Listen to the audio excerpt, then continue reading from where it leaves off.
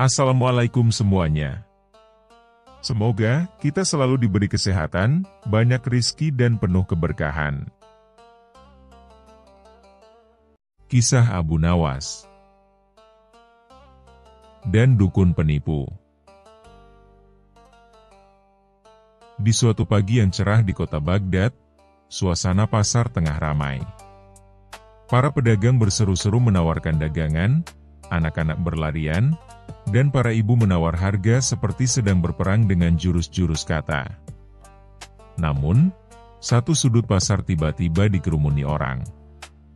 Di atas panggung kayu kecil, seorang pria berjubah ungu dengan jenggot yang disisir rapi berdiri tegak sambil mengangkat tongkat berhiaskan manik-manik. Pria itu mengaku sebagai dukun hebat dari timur, seorang tabib sekaligus peramal yang katanya bisa menyembuhkan segala penyakit, dari sakit perut hingga hati yang patah karena cinta. Namanya adalah Syekh Bangbang bin Boong, nama yang terdengar seolah-olah memiliki silsilah panjang padahal baru ia karang semalam. Siapa yang sakit? Siapa yang ingin kaya? Siapa yang ingin melihat masa depan? Datanglah padaku, teriak dukun itu lantang. Dengan jampi-jampi dari kitab 1001 Hayalan, aku bisa mengubah hidupmu. Orang-orang pun mulai percaya. Seorang ibu tua yang mengeluh sakit lutut diberi air putih yang katanya telah dirapal dengan mantra, lalu langsung disuruh joget. Dan karena takut dianggap tak sopan, si ibu pun joget sambil menahan nyeri. Penonton bersorak. Dukun itu semakin terkenal. Tak lama, kabar tentang si dukun hebat sampai ke telinga raja. Namun, karena raja sudah sering tertipu dukun-dukun palsu, ia tak menggubris. Lain halnya dengan Abu Nawas, yang saat itu sedang duduk di bawah pohon sambil main batu kecil. Ada dukun bisa menyembuhkan segala penyakit dan memanggil rezeki dari langit, gumam Abu Nawas. Entah dia sakti atau cuma lebih hebat bohongnya daripada aku. Maka Abu Nawas pun menyamar menjadi orang tua pincang. Ia mengenakan jubah kumal dan kain ikat kepala compang-camping. Dengan tongkat kayu dan suara parau, ia mendatangi dukun itu di tengah pasar. Dukun hebat, tolong saya, kata Abu Nawas pura-pura gemetar. Sudah bertahun-tahun saya tidak bisa melihat, mata saya buta, wahai Syekh Bangbang bin Boong. Dukun itu menatap dengan mata berbinar. Ia tersenyum lebar, bukan karena kasihan, tapi karena melihat peluang besar. Tenang, wahai lelaki tua yang malang. Aku bisa menyembuhkanmu hanya dengan air mata buaya hutan Himalaya dan asap dupa dari gubuk angin utara.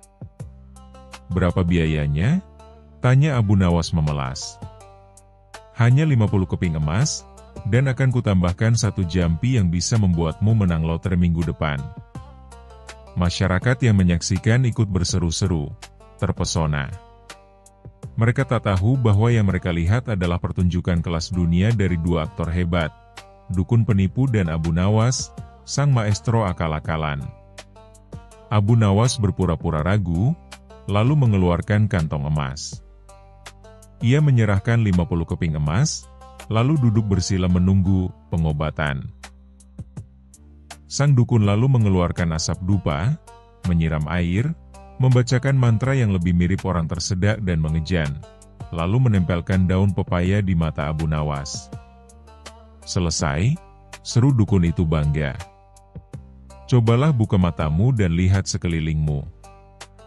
Abu Nawas perlahan membuka matanya, yang sedari tadi tidak buta. Ia pura-pura terkejut dan bersorak, "Astaga! Aku bisa melihat! Aku bisa melihat! Wahai dukun hebat, engkau benar-benar luar biasa." Kerumunan meledak dalam tepuk tangan. Sang dukun membusungkan dada seperti merpati kawin. Namun, Abu Nawas belum selesai. Ia berdiri dan menunjuk pada salah satu penonton. "Itu kamu, kurus dan berkumis tebal, dan kau di sana. pendek dan berbaju biru, aku bisa melihat kalian semua. Orang-orang semakin yakin bahwa dukun itu benar-benar hebat. Mereka berebut minta disembuhkan. Ada yang minta dibuat pintar, ada yang minta mantu kaya, bahkan ada yang minta agar tetangganya cepat pindah rumah. Tak butuh waktu lama, sang dukun pun jadi kaya raya. Namun, Abu Nawas tidak puas. Ia ingin membuat dukun itu benar-benar jera. Seminggu kemudian, Abu Nawas kembali. Kali ini dengan menyamar sebagai utusan istana. Ia membawa surat resmi yang dipalsukan, berisi undangan untuk menghadap raja. Dalam surat itu, tertulis bahwa raja ingin diberi ramuan agar bisa hidup abadi. Dukun itu langsung kegirangan. Ia datang ke istana dengan jubah terindahnya, membawa botol-botol kosong dan seikat rumput yang katanya rumput dewa. Di hadapan raja yang sedang duduk serius, sang dukun mulai meracik ramuan sambil mengoceh panjang lebar. Abu Nawas, yang duduk di samping raja, hanya tersenyum-senyum. "Yang mulia," ujar dukun itu, "jika meminum ramuan ini, Paduka akan hidup selamanya. Tapi, ramuan ini baru akan bekerja jika saya meminumkannya kepada seseorang terlebih dahulu, sebagai percobaan." Raja mengangguk. "Siapa yang akan kau jadikan percobaan?" Dukun menjawab, "Seseorang yang sangat tua, dan tidak punya apa-apa untuk rugi." Abu Nawas langsung berdiri dan berkata, "Kalau begitu, cobalah ramuan itu pada dirimu sendiri. Bukankah hidup abadi akan sangat berguna bagimu, wahai Syekh Bangbang bin Boong?" Dukun itu langsung pucat. "Tidak bisa. Mantranya hanya berlaku kalau diberikan, bukan diminum sendiri." Raja mulai curiga. "Kau yakin kau bukan dukun palsu?"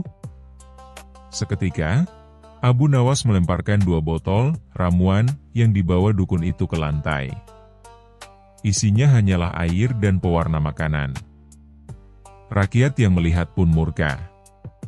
"Wahai Raja," kata Abu Nawas lantang, "dalam sebulan ini, orang ini telah menipu rakyat dengan dusta dan sihir palsu.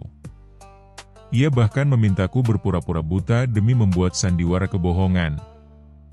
Lihatlah, ia tidak menyembuhkan siapapun, ia hanya membuat orang percaya pada harapan kosong." Raja marah besar.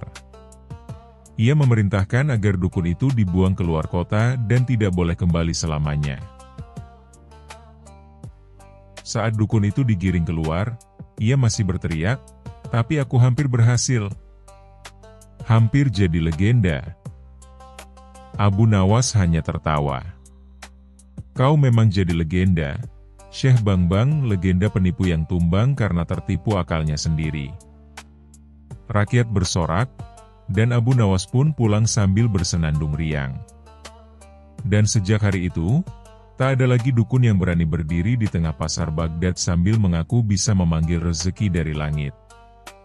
Karena semua tahu, selama Abu Nawas masih hidup, penipu tak akan pernah tenang.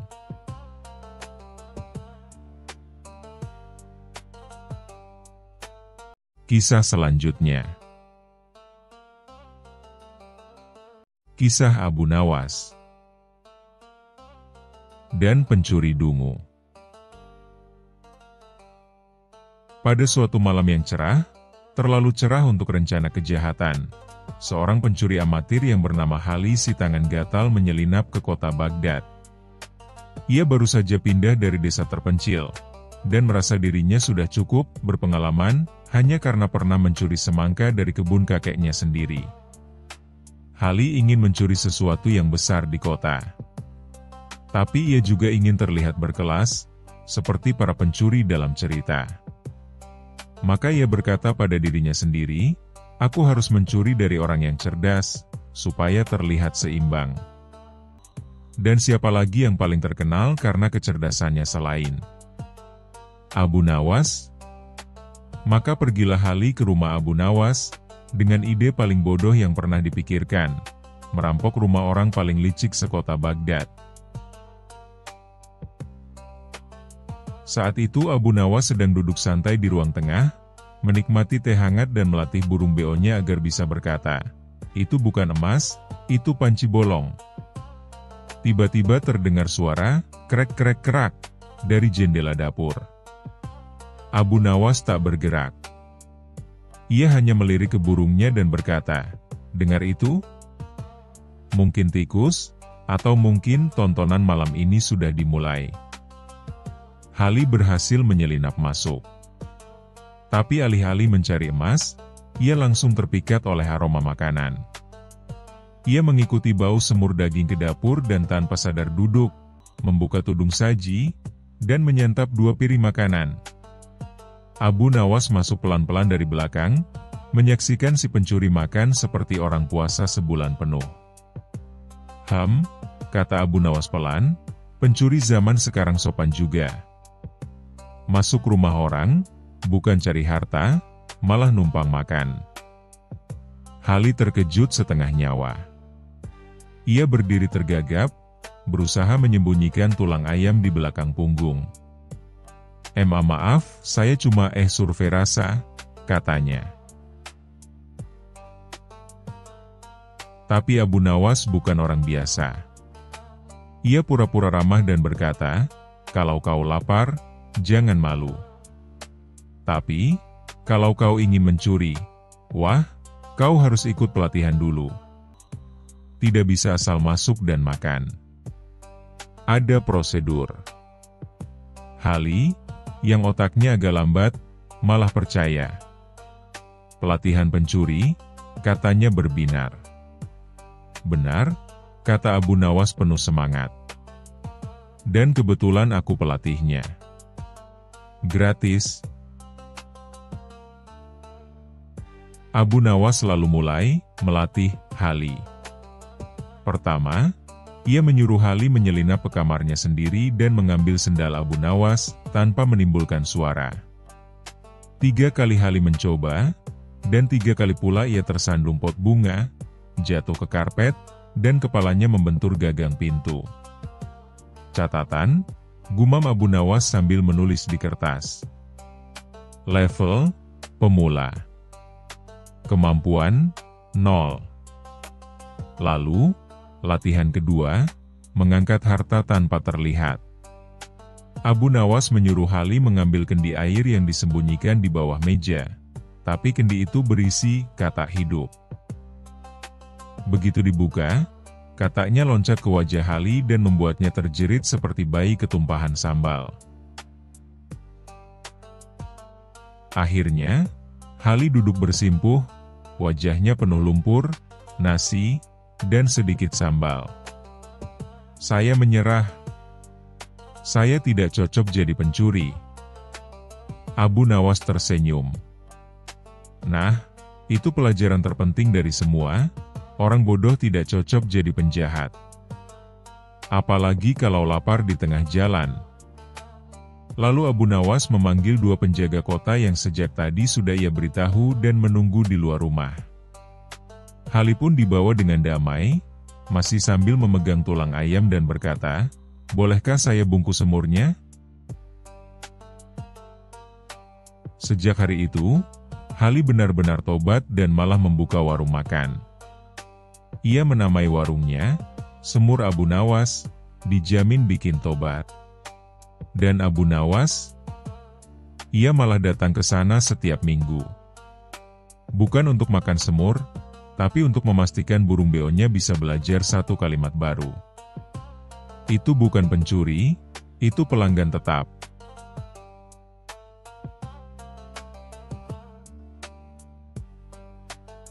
Kisah selanjutnya. Kisah Abu Nawas dan bayangan ajaib. Pada suatu pagi yang cerah di kota Baghdad, para pedagang sibuk membuka lapak mereka. Matahari bersinar dengan semangat, membuat bayangan setiap benda tampak jelas di tanah. Tapi hari itu, sesuatu yang ganjil terjadi. Abu Nawas, pria cerdik dengan sorban putih dan jubah sederhana, sedang duduk di pinggir jalan menikmati secangkir teh hangat sambil menatap bayangannya sendiri yang sedang menyender di tembok. Tiba-tiba, seorang pria gemuk dengan wajah gusar dan napas ngos-ngosan berlari ke arah kerumunan sambil berteriak, "Tolong! Bayangan saya hilang. Ini pasti sihir. Ini pasti ulah Abu Nawas." Kerumunan pun riuh. Semua orang menoleh ke arah Abu Nawas yang tengah asyik menyeruput teh tanpa rasa bersalah. "Abu Nawas, bayanganku menghilang. Hilang. Kau pasti tahu ini sihir apa?" teriak pria itu, namanya Tuan Barit, pedagang minyak yang terkenal pelit seantero pasar. Abu Nawas tersenyum dan menjawab tenang, "Bayanganmu hilang? Mungkin dia bosan terus-menerus mengikutimu yang pelit itu. Jangan bercanda. Aku serius. Lihat ini," katanya sambil menunjuk ke tanah. Dan benar saja, saat sinar matahari menyinari tubuhnya, tak ada bayangan sama sekali. "Wah," ujar Abu Nawas, pura-pura kaget. "Mungkin bayanganmu mengundurkan diri. Atau kabur karena terlalu banyak hutang perbuatan." Orang-orang mulai tertawa. Tapi Tuan Barit tidak. Ia panik. "Aku sudah ke tabib, ke penyihir, bahkan ke penjual kacamata ajaib, tapi tak ada yang bisa mengembalikan bayanganku." Abu Nawas menatap serius. "Ini urusan besar. Bayangan itu bagian dari identitas. Jangan-jangan, ini konspirasi cahaya dan tanah?" Tuan Barit makin panik. "Jangan main-main. Kembalikan bayanganku atau aku akan lapor ke raja." Mendengar itu, Abu Nawas langsung berubah sikap. Ia berdiri, menyapu sorbannya ke belakang dan berkata, "Baiklah. Tapi untuk mencari bayangan yang hilang, aku butuh waktu dan biaya operasional." "Berapa?" tanya Tuan Barit curiga. "2 karung gandum, 3 dirham perak, dan 1 semangka dingin," jawab Abu Nawas santai. "Semangka dingin untuk apa?" "Untuk menenangkan pikiranku. Karena mencari bayangan bukan pekerjaan mudah," katanya sambil tersenyum. Akhirnya, Tuan Barit setuju. Abu Nawas pun beraksi. Ia mengajak Barit ke berbagai tempat aneh. Gua yang katanya dihuni bayangan bekas, danau pemantul jiwa, hingga ke sumur yang konon bisa memanggil refleksi. Di setiap tempat, Abu Nawas beraksi seperti penyihir. "Bayangan Barit, jika kau mendengar suara ini, kembalilah ke tubuh majikanmu yang bau minyak dan suka menghitung recehan." Namun tentu saja, tidak terjadi apa-apa. Setelah seharian keliling dan Tuan Barit sudah lelah, Abu Nawas tiba-tiba berkata, "Aku curiga, mungkin bayanganmu tertinggal di rumah. Ayo kita ke rumahmu." Mereka pun ke rumah Tuan Barit. Saat sampai, Abu Nawas berkata, "Coba berdiri di halaman rumahmu, di bawah sinar matahari." Barit pun berdiri, dan ajaib, bayangannya kembali muncul di tanah. "Itu dia. Kembali. Kembali," teriak Barit kegirangan. Orang-orang bersorak. Tuan Barit langsung sujud syukur. Tapi ada satu hal yang dia tidak sadari. Di pagi hari saat dia pertama kali panik, langit Baghdad sebenarnya sedikit mendung. Awan menutupi matahari dan bayangan pun menghilang sementara. Tapi karena panik dan terburu-buru, dia tidak sadar cuaca telah berubah. Abu Nawas hanya menepuk jidat. "Tuan Barit, aku tidak mengembalikan bayanganmu, aku hanya menunggu awan lewat." Apa? Ya. Bayanganmu tak hilang. Cuma matahari yang malu-malu pagi tadi. Semua orang tertawa terbahak-bahak. Tuan Bari tersipu malu, tapi dia sudah terlanjur membayar upah 2 karung gandum, 3 dirham, dan 1 semangka dingin yang kini sedang dinikmati Abu Nawas sambil bersandar di pohon. Jadi ingat, wahai penduduk Baghdad, kata Abu Nawas sambil menggigit semangkanya, kalau bayanganmu hilang, jangan buru-buru tuduh sihir. Mungkin itu hanya awan lewat.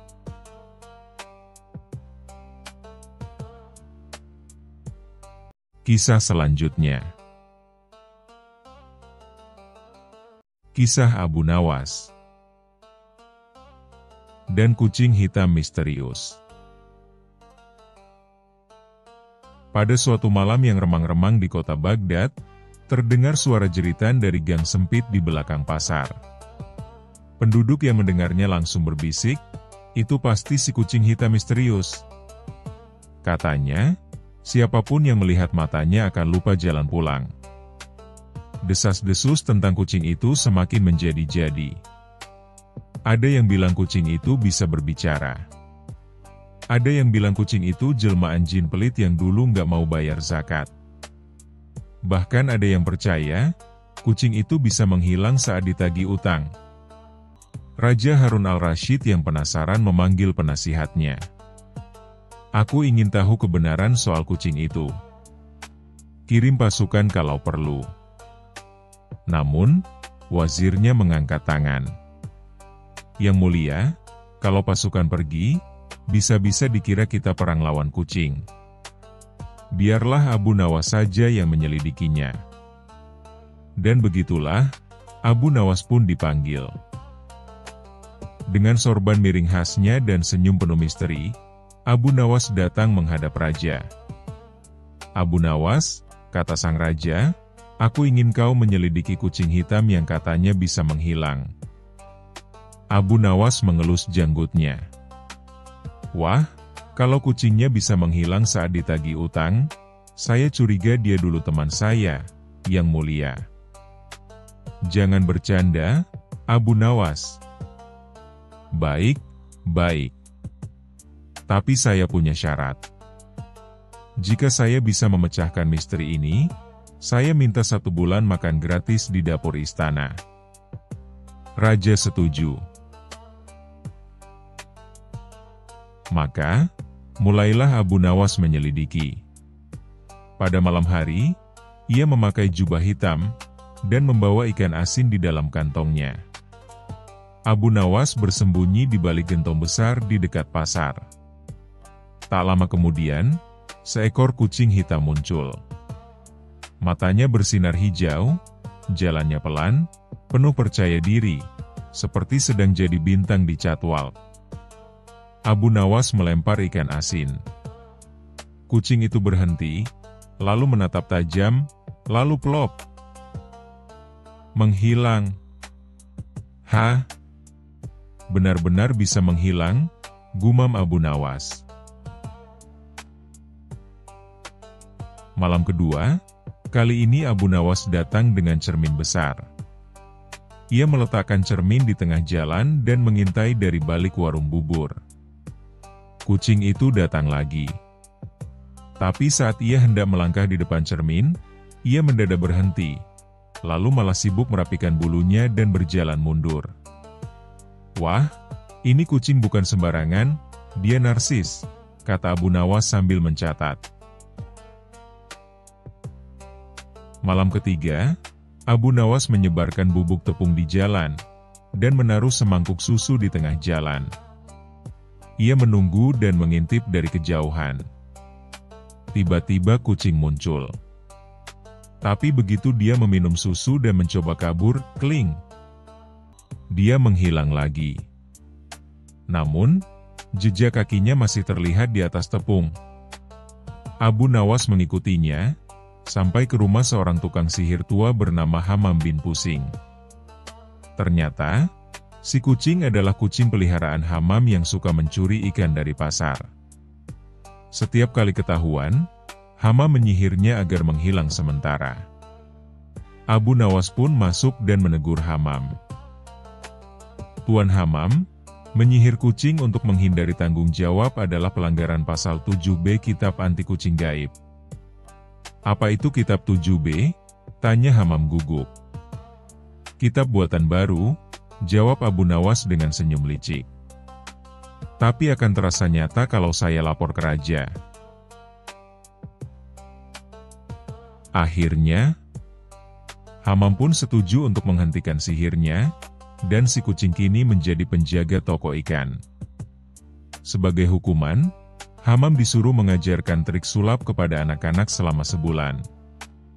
Raja Harun al-Rasyid tertawa terbahak-bahak saat mendengar laporan Abu Nawas. Luar biasa. Kucing hilang karena sihir. Dan kau menyelesaikannya tanpa pasukan. Ya, Yang Mulia, kata Abu Nawas. Kadang yang perlu kita hilangkan bukan kucingnya, tapi kebiasaan ngutang lalu ngilang. Raja tertawa makin keras. Abu Nawas pun menikmati 1 bulan makan gratis, lengkap dengan jatah susu, yang tidak dicuri lagi oleh kucing.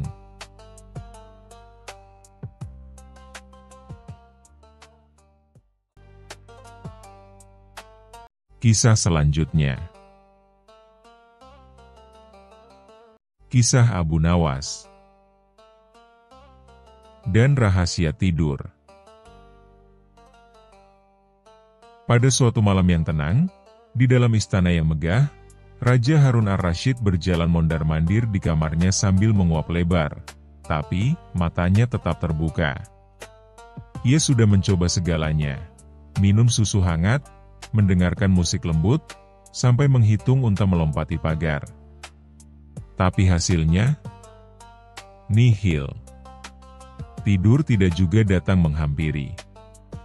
Kenapa aku tak bisa tidur? Gumam sang raja sambil menatap langit-langit yang sudah ia hafal pola ukirannya. Apakah ini kutukan? Atau aku terlalu pintar untuk tidur? Menteri-menteri pun dipanggil. Mereka datang tergopoh-gopoh, dengan mata yang masih lengket oleh kantuk. Tuanku, kata salah satu menteri dengan setengah menguap, mungkin Baginda harus membaca kitab filsafat. Dijamin 5 menit saja, pasti ngorok. Sudah kulakukan. Tapi bukannya tidur, aku malah merenung tentang makna hidup. Menteri lain mengusulkan. Atau mungkin Baginda harus dibacakan dongeng oleh nenek-nenek tua dari desa? Sudah, bentak raja. Ternyata dongengnya terlalu menyeramkan. Aku malah ketakutan dan makin terjaga. Akhirnya, seorang menteri dengan wajah penuh harapan berkata, Tuanku, hanya 1 orang yang mungkin bisa membantu.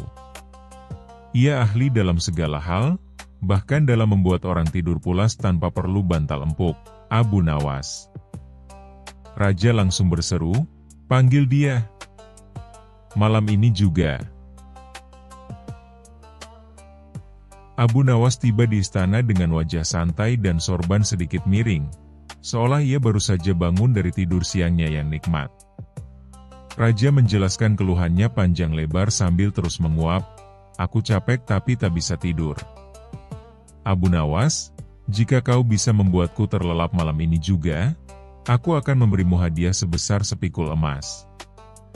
Tapi jika tidak, aku akan membuatmu jaga malam bersamaku selama seminggu penuh. Abu Nawas menyeringai, wah, ini tugas berat, tuanku.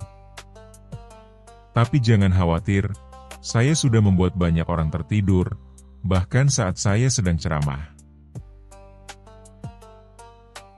Abu Nawas mulai bertindak. Ia mematikan semua lampu, lalu menyuruh para penjaga keluar. Tinggallah raja dan Abu Nawas di kamar megah yang kini gelap gulita. Dengan suara lirih, Abu Nawas berkata, Tuanku, izinkan saya membacakan cerita kuno dari Persia. Tapi sebelum itu, Baginda harus berbaring dan tidak berbicara, apapun yang terjadi. Raja menurut.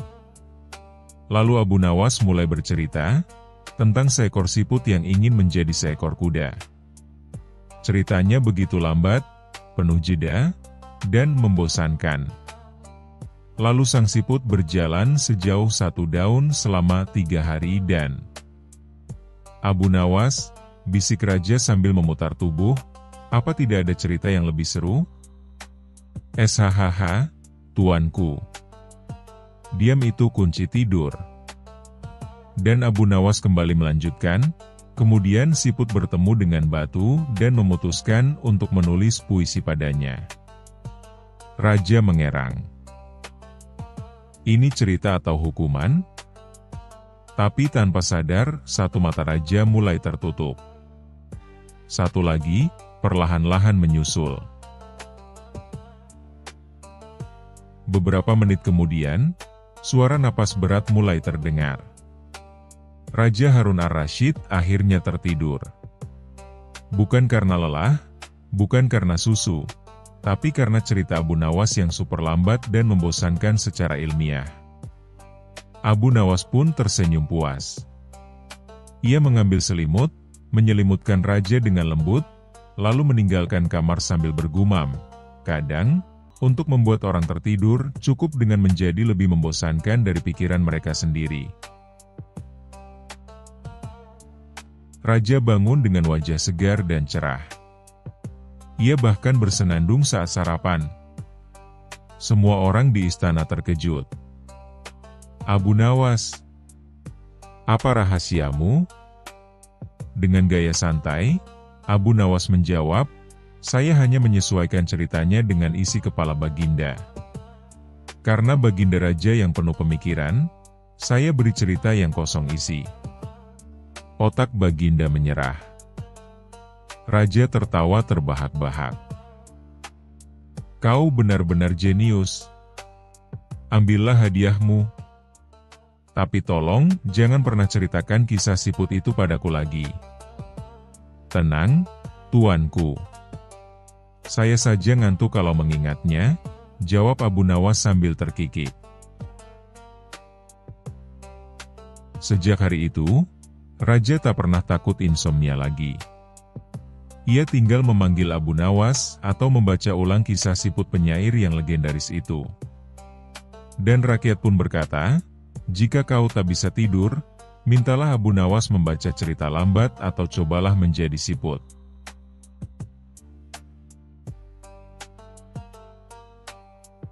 Kisah selanjutnya. Kisah Abu Nawas dan pintu terkunci.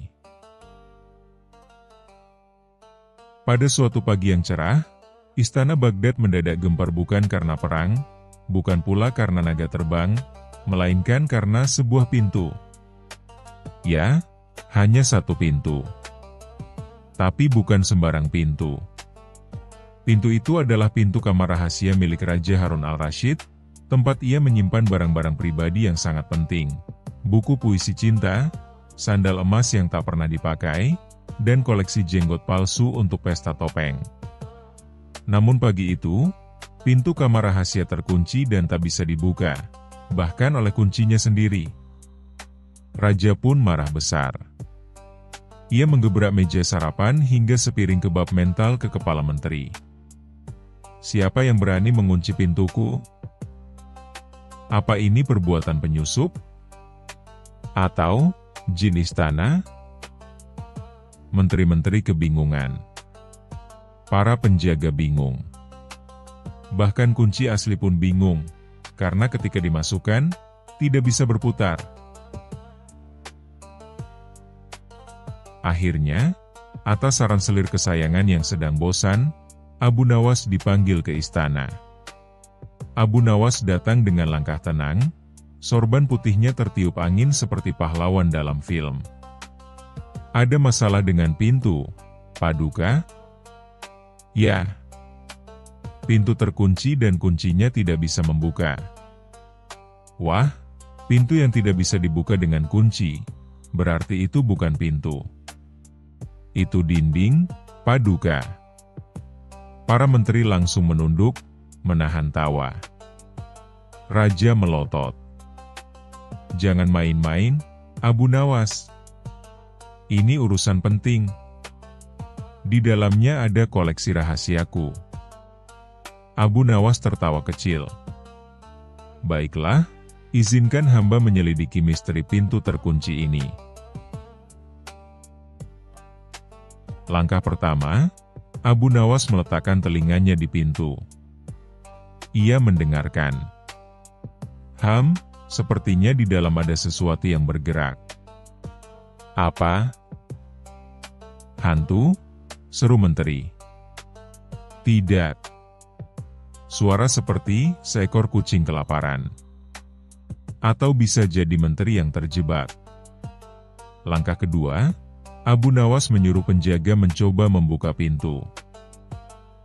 Mereka mendorong, menarik, bahkan memanggil tukang kayu dan peniup seruling. Tetap tak berhasil. Langkah ketiga, Abu Nawas berkata, "Kita butuh orang yang bisa bicara dengan pintu." Semua terdiam. Siapa itu? Tentu saja tukang pintu. Beberapa jam kemudian, datanglah seorang tukang pintu tua bernama Bahri. "Saya hanya membuat pintu biasa, Tuan." "Pernahkah pintu ini minta cuti?" tanya Abu Nawas. "Tentu tidak." "Apakah pintu ini mungkin merasa lelah dan memilih menutup diri dari dunia?" Tukang pintu itu nyaris menangis karena bingung. Namun saat Abu Nawas mengetuk perlahan dan berkata, "Wahai pintu, bukalah dirimu." Tiba-tiba, pintu terbuka dengan sendirinya. Semua terkejut. Raja sampai melotot. "Apa yang kau lakukan, Abu Nawas?" "Saya hanya bicara dengan lembut. Kadang, pintu tidak suka didorong-dorong. Ia ingin dihargai." Tiba-tiba terdengar suara dari dalam kamar. "Meong." Ternyata seekor kucing gendut keluar setelah pintu terbuka. Kucing istana, bernama Putri Manja, rupanya terjebak tadi malam dan tidur di sana. Ia tak sengaja menekan tuas pengunci dengan badannya yang, sangat berbobot. Raja mendesah lega sekaligus malu. "Semua ini karena kucing?" Abu Nawas mengangguk. "Ya, Paduka. Kucing, pintu, dan sedikit perasaan." Sebagai hadiah, Raja memberikan Abu Nawas sebuah kunci emas, yang ternyata hanya bisa membuka laci kosong. "Ini lambang kebijaksanaan, Abu Nawas." "Terima kasih, Paduka. Tapi, bolehkah saya minta hadiah yang bisa membuka dapur kerajaan?" Raja tertawa hingga air matanya keluar, dan istana pun kembali tenang. Hingga suatu pagi, jendela kerajaan mendadak terkunci dari luar. Dan semua langsung berkata, "Cepat panggil Abu Nawas lagi."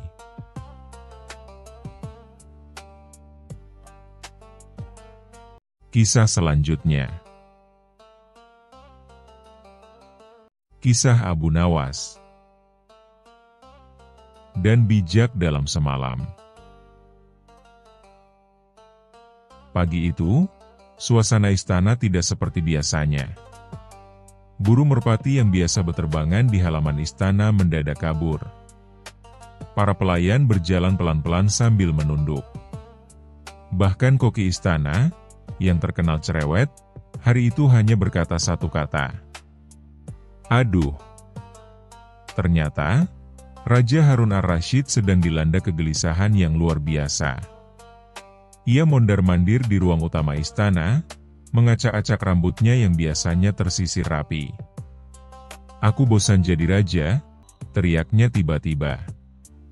Semua pelayan langsung tiarap. Seorang menteri berbisik panik, jangan-jangan beliau mau jadi nelayan. Namun raja melanjutkan, Aku ingin jadi raja yang paling bijak. Tapi harus malam ini juga. Aku ingin bangun besok pagi dan langsung dikelilingi pujian dan puisi tentang kebijaksanaanku.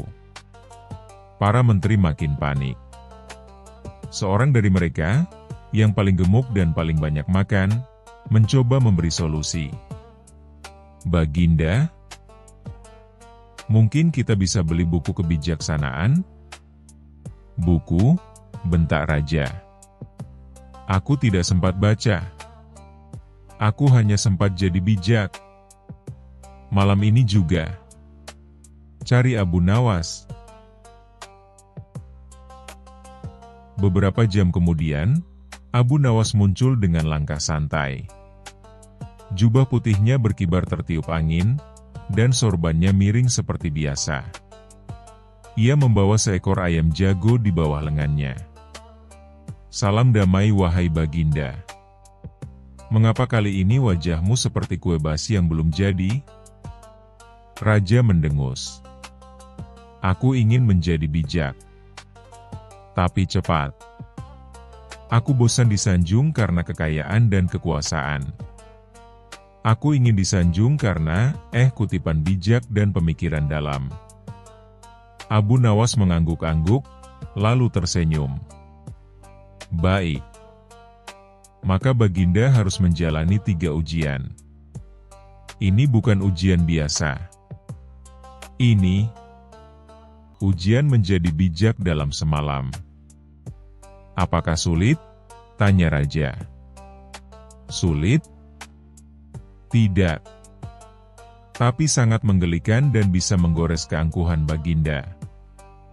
Raja berdiri tegak. Aku siap. Demi kebijaksanaan dan puisi-puisi manis dari rakyat. Abu Nawas membawa raja ke pasar. Dengan dandanan rakyat biasa dan celemek penuh minyak, Raja Harun dipaksa berjualan gorengan. Baginda harus tahu rasanya dibayar setengah harga, lalu dituntut senyum. Itulah awal dari empati. Raja pun mulai berteriak. Bakwan, tahu isi, gorengan panas. Gratis, senyuman dari penjual. Seorang ibu-ibu mendekat dan menatap gorengan raja. Ini gorengan atau batu jalanan?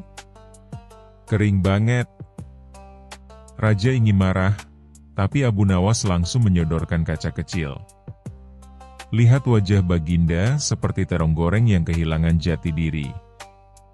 Ibu-ibu itu membeli 1 gorengan, lalu ngeloyor pergi. Raja tertawa lepas. Sungguh, ternyata rakyat bisa kejam tapi lucu. Dan itulah awal kebijaksanaan, ketika Baginda bisa menertawakan dirinya sendiri, jawab Abu Nawas bijak. Selanjutnya, Abu Nawas membawa raja ke taman rakyat. Di sana, sekelompok anak-anak sudah menunggu dengan pertanyaan aneh yang sudah dilatih. Anak pertama bertanya, "Wahai Tuan, kalau kucing bisa naik pohon, kenapa kambing tidak bisa naik ke awan?" Raja berpikir keras, lalu menjawab, "Karena awan tidak menyediakan tangga untuk kambing."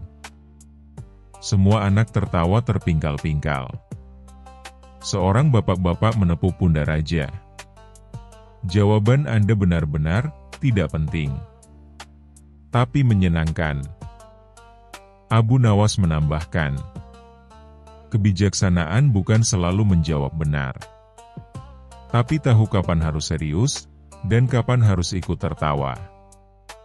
Raja mengangguk. Ini menyenangkan, tapi juga memalukan. Dan itu kenapa semua orang menghindari kebijaksanaan, jawab Abu Nawas. Malam harinya, Abu Nawas meminta raja menyerahkan tahta kepada seekor kambing. Di aula istana, seekor kambing duduk di atas singgasana mengenakan mahkota kertas. Para menteri dipaksa membungkuk dan berkata, "Salam, Paduka yang mulia." Beek.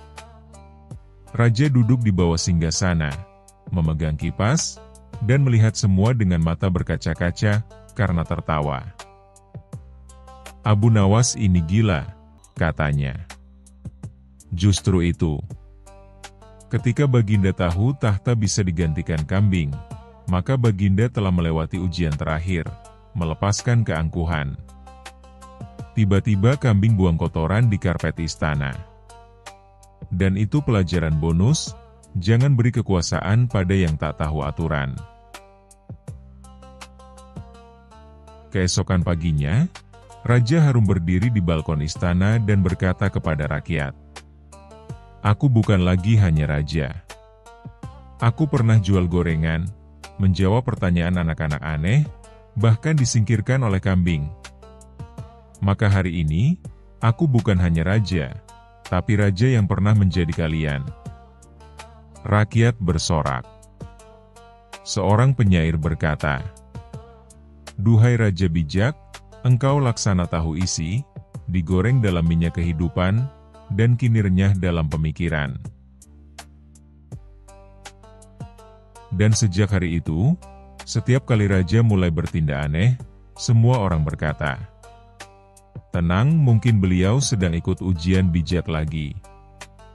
Sementara itu, Abu Nawas duduk di taman sambil makan gorengan. Ia tersenyum dan bergumam, "Siapa bilang bijak harus serius?"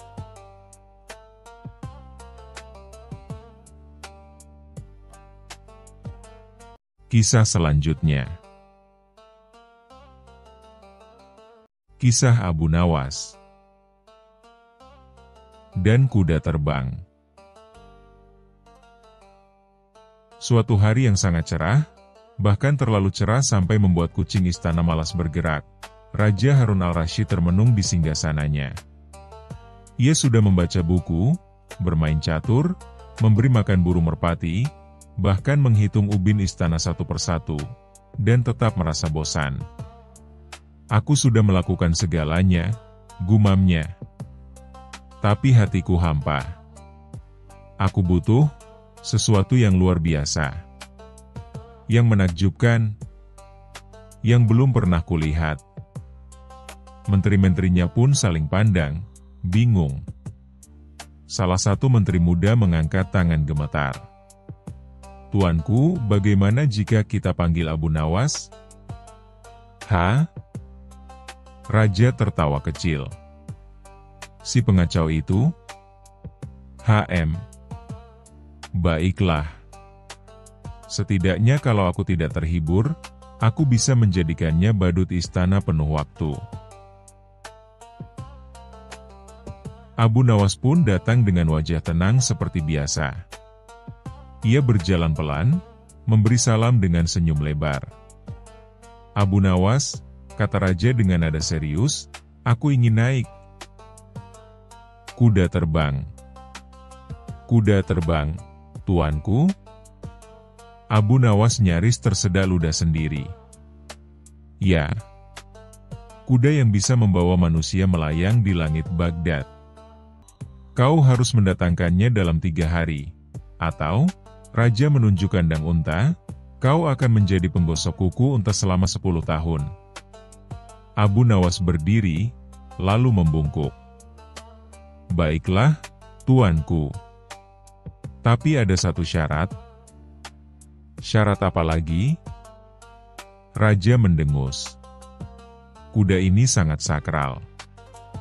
Ia hanya bisa ditunggangi oleh orang yang tidak pernah berdusta, tidak pernah marah, tidak pernah mengambil yang bukan miliknya, dan tidak pernah menertawakan orang lain."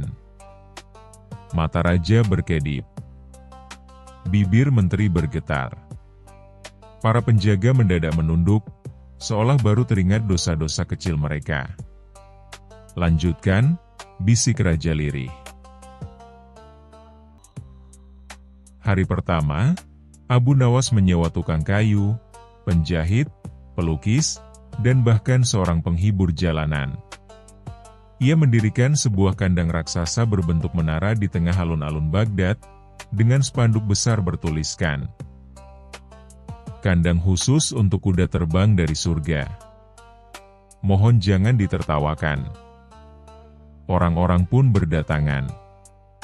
Ada yang bertanya serius, ada yang mengintip kandang, dan tentu saja, ada yang menjual kacang sambil teriak, "Nonton kuda terbang!" Gratis tonton, bayar ketawa. Hari kedua, Abu Nawas membeli seekor kuda tua dari peternak kampung. Kudanya sudah lebih sering duduk dari berdiri, dan menguap lebih banyak dari yang mengunyah rumput.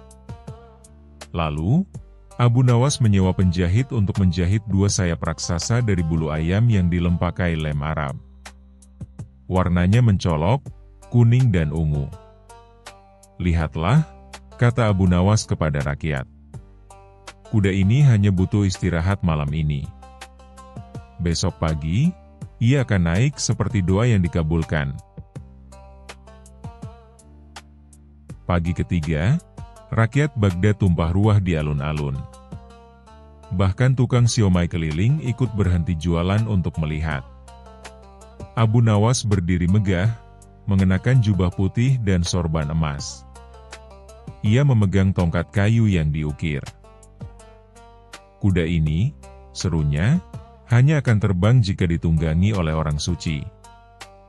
Maka, aku akan mencobanya terlebih dahulu." Ia menaiki si kuda tua. Sayapnya terkulai lemas, ekornya sedikit miring ke kiri, dan kudanya, tanpa aba-aba, mendadak kentut. "Lihat," teriak Abu Nawas, "itu adalah suara mesin pemanasan." Rakyat tertawa. Bahkan penjaga istana yang terkenal pendiam ikut tertawa sambil menahan perut. Akhirnya, Raja Harun al-Rashid maju. Ia berdiri di depan kuda, lalu melihat ke arah Abu Nawas. "Apakah aku harus menaikinya sekarang? Jika tuanku yakin, tidak pernah berdusta, tidak pernah mencubit menteri, tidak pernah menyembunyikan kue dari permaisuri, silakan." Raja tiba-tiba terdiam. Ia menoleh ke kanan dan ke kiri, lalu berdeham. "Sepertinya, hari ini aku sedang pusing. Mungkin kau saja yang menaikinya, Abu Nawas." Abu Nawas menunduk, lalu menepuk leher kuda. "Baik, tuanku. Kalau begitu, biar saya terbang sendiri hari ini." Ia bersiap, menghitung lantang. 1, 2, 3. Kuda itu melompat pelan, lalu terduduk kembali, membuat suara peluk. Kocak. Semua hening, lalu meledak tawa besar dari seluruh alun-alun. Bahkan Raja Harun al-Rashid tak bisa menahan tawanya. Ia tertawa sampai duduk di lantai, mengguncang-guncang perutnya. "Abu Nawas, kau memang gila. Tapi kau berhasil. Kau membuat seluruh Baghdad tertawa." Sejak hari itu, kuda terbang dari surga menjadi atraksi wisata. Anak-anak menaikinya sambil membayangkan mereka terbang. Pedagang menjual miniatur kudanya. Bahkan ada lagu anak-anak yang berbunyi, "Terbang, terbang, si kuda bulu ayam. Terbanglah tinggi, walau cuma dalam bayang."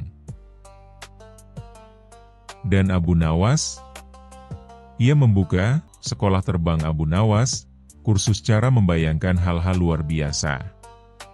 Satu-satunya syarat, katanya, adalah jangan terlalu serius menjalani hidup.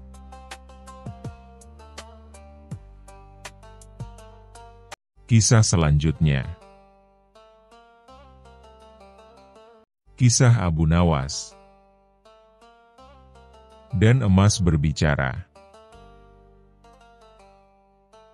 Hari itu, Baghdad sedang sibuk-sibuknya.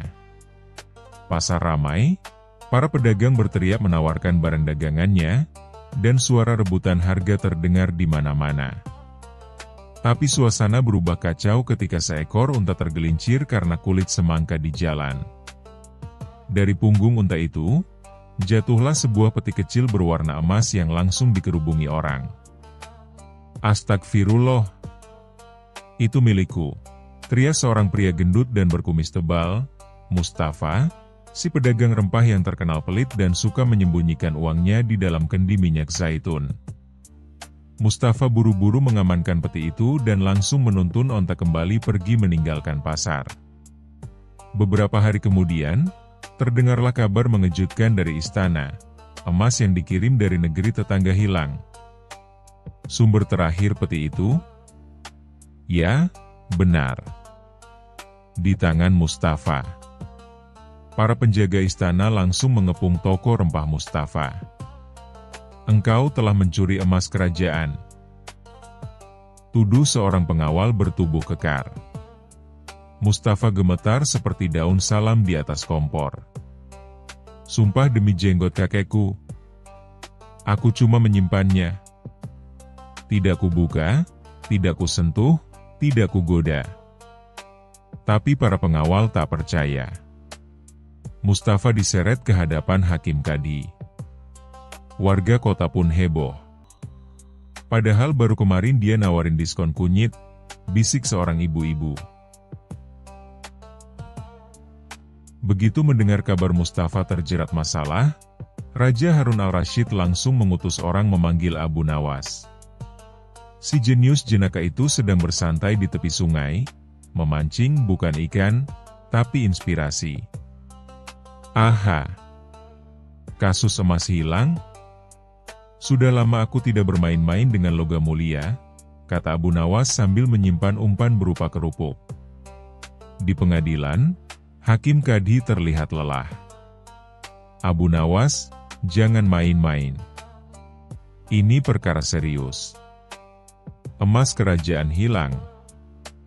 Abu Nawas tersenyum santai. "Wahai Hakim, izinkan aku mengajukan satu pertanyaan. Apakah emas bisa bicara?" "Jangan bercanda, Abu Nawas." "Aku tidak bercanda. Kalau perlu, aku akan membuatnya bicara. Tapi dengan syarat." "Apa syaratmu?" "Aku butuh waktu 2 hari, dan 1 unta tua bekas pasar loak." "Untuk apa unta itu?" "Rahasia." Selama 2 hari penuh, Abu Nawas sibuk menyiapkan rencananya. Ia menyewa rumah kosong di pinggir kota, menyusun peti tiruan yang mirip dengan yang hilang. Bedanya, isi peti itu bukan emas, melainkan kotoran kambing yang dibungkus kain kuning keemasan. Lalu ia sebarkan desas-desus di pasar, emas asli telah ditemukan. Akan diserahkan kembali ke istana malam ini. Desas-desus itu menyebar cepat. Bahkan tukang roti ikut berhenti jualan karena ingin tahu siapa pencurinya. Malam harinya, rumah kosong itu sengaja ditinggalkan tak terkunci. Di dalamnya, peti palsu diletakkan tepat di tengah ruangan. Abu Nawas dan prajurit mengintai dari kejauhan. Benar saja, tengah malam, sesosok bayangan masuk perlahan. Orang itu membuka peti, dan langsung mengumpat keras. "Astagfirullah! Apa ini bau bangkai kambing?" katanya panik. Saat hendak kabur, ia langsung disergap. Ternyata dia adalah Hasan, pelayan istana bagian logistik, yang selama ini dipercaya membawa dan mengantarkan peti-peti emas. Di hadapan Hakim Kadi dan Raja, Hasan akhirnya mengaku, "Ampun tuanku, aku tergoda. Peti itu kuselipkan saat malam, lalu kutukar isinya dan kukembalikan petinya kosong. Aku pikir tak ada yang sadar." Mustafa menangis haru. "Demi botol cuka balsam, aku tidak bersalah." Hakim Kadi mengangguk. "Benar. Kau hanya sial karena dititipi peti dari orang yang lebih licik darimu." Raja Harun al-Rashid tertawa.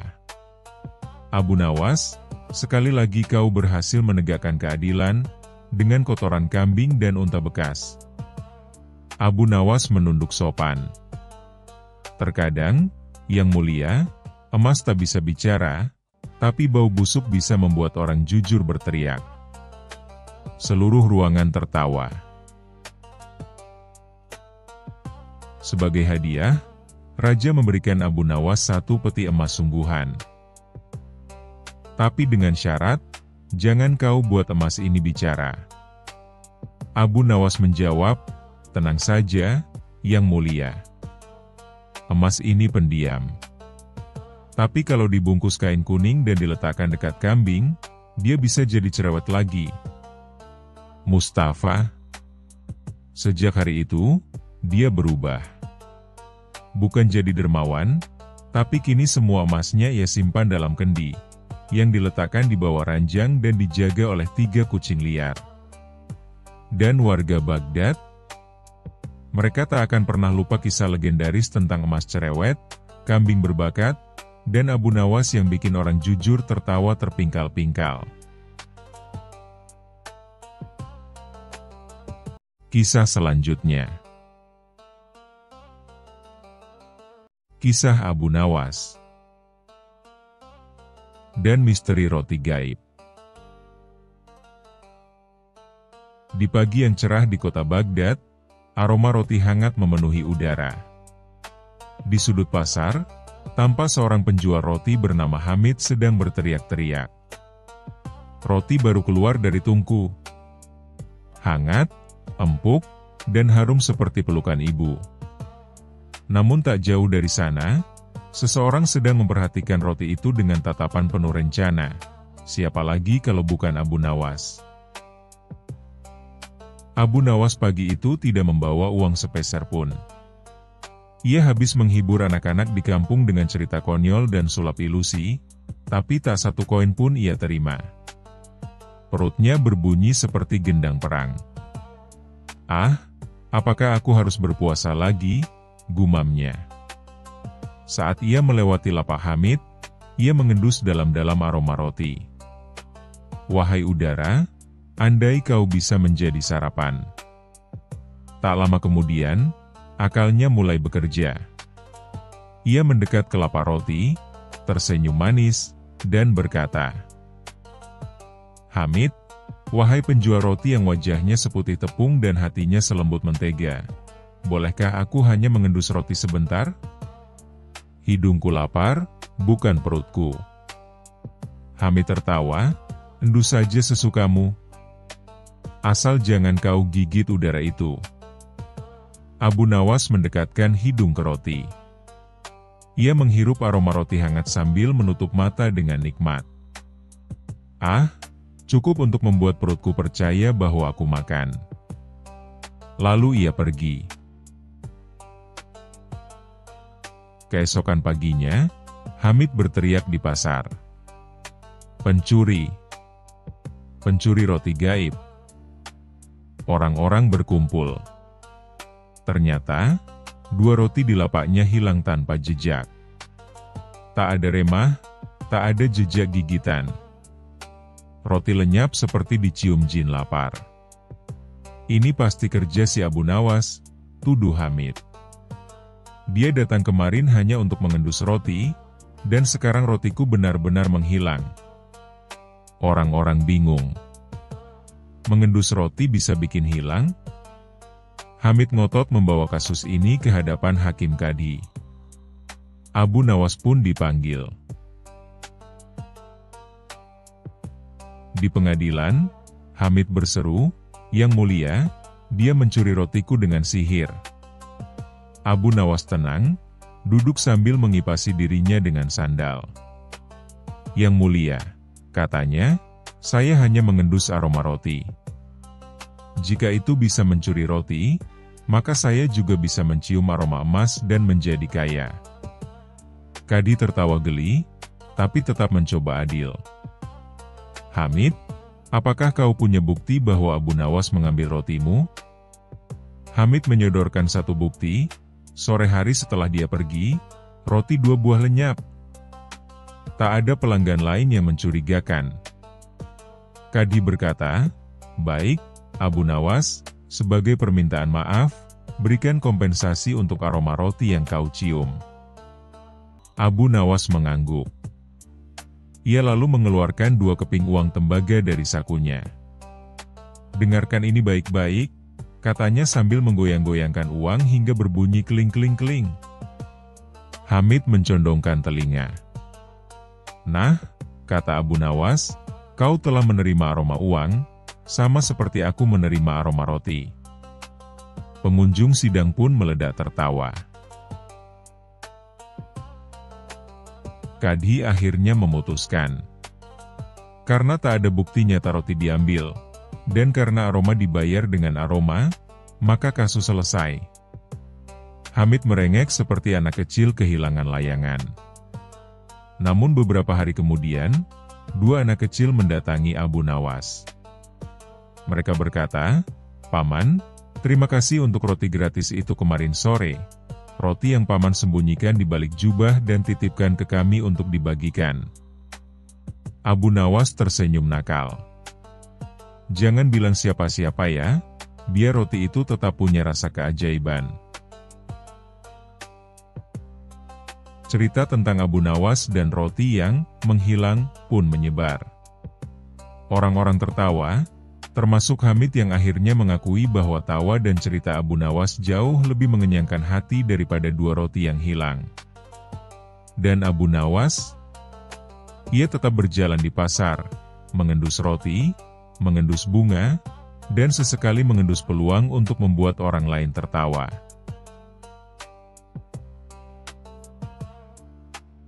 Kisah selanjutnya.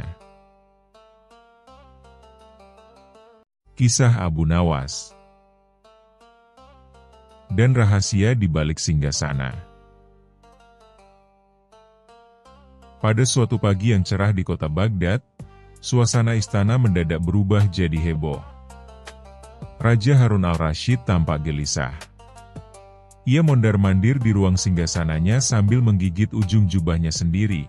Kebiasaan yang hanya muncul kalau beliau sedang menyimpan rahasia besar yang tak bisa dibagi kepada siapapun.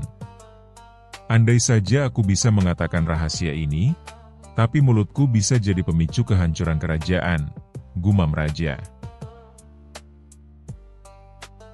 Di sisi lain kota, Abu Nawas sedang duduk santai di bawah pohon sambil bermain catur melawan seekor ayam, yang entah bagaimana, selalu kalah tapi tetap semangat. Tiba-tiba, utusan istana datang dengan kuda tergesa-gesa. "Abu Nawas, Raja memanggilmu. Katanya ini soal rahasia terbesar kerajaan," teriak sang utusan. Mendengar kata rahasia, mata Abu Nawas langsung berbinar. Ia tahu, ini bukan urusan biasa. Ia pun segera meluncur ke istana, dengan jubah setengah terselip dan sandal kiri terbalik. Sesampainya di istana, Raja menarik Abu Nawas ke ruangan paling rahasia, ruang di balik singgasana yang hanya diketahui oleh, Raja dan seekor tikus penjaga ruangan. "Abu Nawas, aku punya rahasia. Tapi ini terlalu memalukan." Raja berbisik. "Wahai Paduka, jangan khawatir. Mulutku seperti peti yang terkunci. Tapi jika Paduka khawatir, bisikan saja ke telingaku yang sebelah kiri. Itu telinga yang jarang kupakai," jawab Abu Nawas. Dengan ragu-ragu, Raja berkata, "Baiklah, tapi kau harus bersumpah tidak akan mengatakannya pada siapapun." "Saya bersumpah atas nama sandal saya yang paling setia," balas Abu Nawas. Dengan penuh kepercayaan, Raja pun membisikkan sesuatu ke telinga Abu Nawas. 1 kalimat. Hanya 1. Tapi ekspresi wajah Abu Nawas langsung berubah. Dari bingung, menjadi syok, lalu menahan tawa, lalu menggigit lidahnya sendiri. "Jangan tertawa," teriak Raja. Saya tidak, ini sangat sulit. Paduka, ini rahasia yang luar biasa aneh. Jawab Abu Nawas. Rahasia itu terlalu konyol. Tapi Abu Nawas berhasil menahan diri selama 2 hari. Pada hari ketiga, ia mulai bicara sendiri di jalan sambil menahan tawa, dan malamnya, ia menggali lubang di dekat sungai, lalu berbisik ke dalam lubang itu. Abu Nawas berbisik ke lubang. Raja kita punya bekas gigitan unta di pantatnya. Dan bentuknya seperti peta negeri Persia. Begitu selesai, ia menimbun lubang itu dan merasa lega. Namun, alam sepertinya tidak suka menyimpan rahasia. Beberapa hari kemudian, di dekat tempat lubang itu ditanam, tumbuhlah sebatang pohon aneh. Dan tiap kali angin bertiup, daunnya bersuara seperti gigitan unta peta Persia, gigitan unta peta Persia. Warga mulai penasaran dan berkumpul. Lalu rumor mulai menyebar. Dan tentu saja, sampailah ke telinga sang raja. Raja murka. Siapa yang membuka rahasia terlarang itu?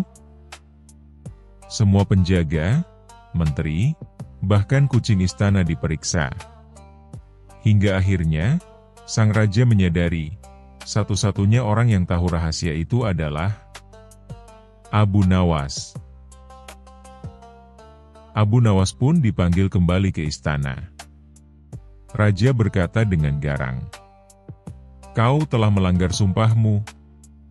Kau menyebarkan rahasiaku."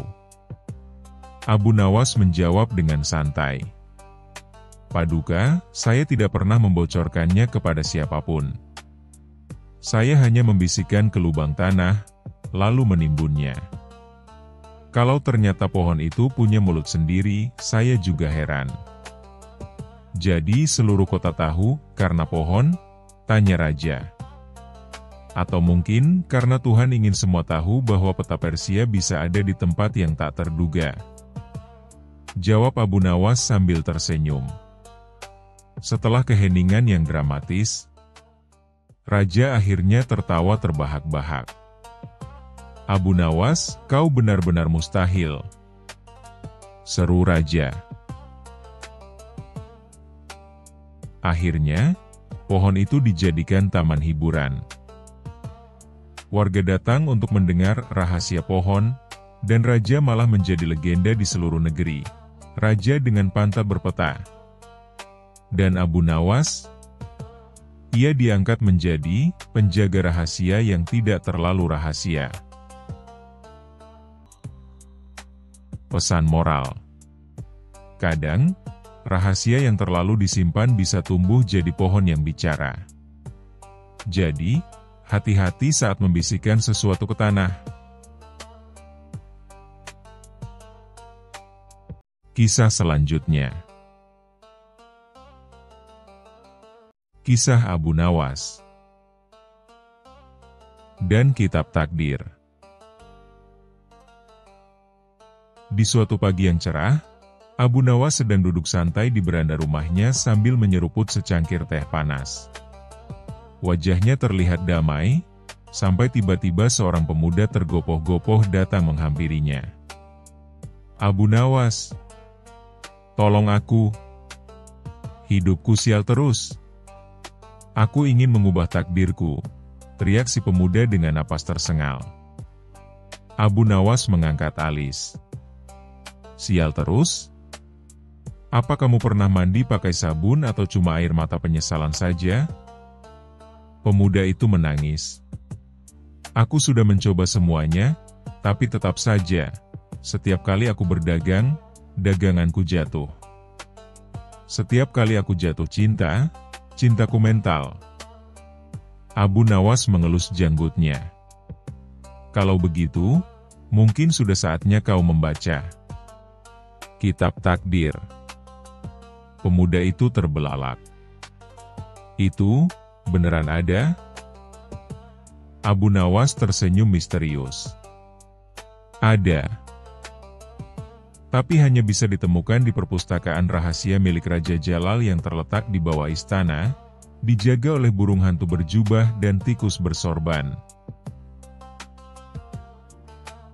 Setelah mendapat izin dari raja, tentu saja dengan sedikit tipu muslihat dari Abu Nawas yang mengatakan ia hendak mencari resep kue untuk ulang tahun raja, Abu Nawas dan pemuda itu masuk ke ruang bawah tanah istana. Penuh debu, sarang laba-laba, dan tumpukan buku aneh. Di antara buku, cara menjinakkan unta liar, dan kamus bahasa kucing. Akhirnya mereka menemukan sebuah buku besar bertuliskan, Kitab Takdir, baca pelan-pelan, jangan salah pencet. Apa maksudnya? Jangan salah pencet? Ini kan buku, bukan lampu otomatis, gumam Abu Nawas. Mereka membuka halaman pertama, tertulis. Pasal 1, siapapun yang menulis ulang takdir di buku ini, akan langsung mengubah jalan hidupnya. Tapi, kalau tulisannya jelek, akibatnya juga jelek. Si pemuda kegirangan dan langsung mencoret-coret bagian takdirnya. Dari akan menikah dengan janda 5 anak. Diubah menjadi akan menikah dengan putri raja cantik nan kaya raya. Abu Nawas menggeleng. Kau menulisnya miring dan tinta kamu tumpah. Dan benar saja. Keesokan harinya, pemuda itu bangun dan mendapati dirinya bukan di rumah, tapi di istana. Ia mengenakan jubah emas, duduk di ranjang mewah. Seorang pelayan datang membawakan sarapan. Namun, ketika putri raja masuk, wajahnya cantik, tapi galaknya seperti singa kelaparan. Kenapa kamu bangun siang? Kamu pikir aku ini siapa? Kamu suami? Kamu budak? Cuci piring sana. Setiap hari, pemuda itu disuruh menyapu lantai istana seluas lapangan bola, memijat kaki putri yang selalu minta dibacakan puisi setiap malam. Kalau puisinya jelek, kamu tidur di kandang merpati. Akhirnya, si pemuda kabur dan kembali menemui Abu Nawas. Pemuda itu mencoba mengubah takdirnya lagi. Kali ini ia tulis, ingin jadi pedagang paling sukses di dunia. Namun, karena tergesa-gesa, tulisannya terbaca, ingin jadi pecundang paling sukses di dunia.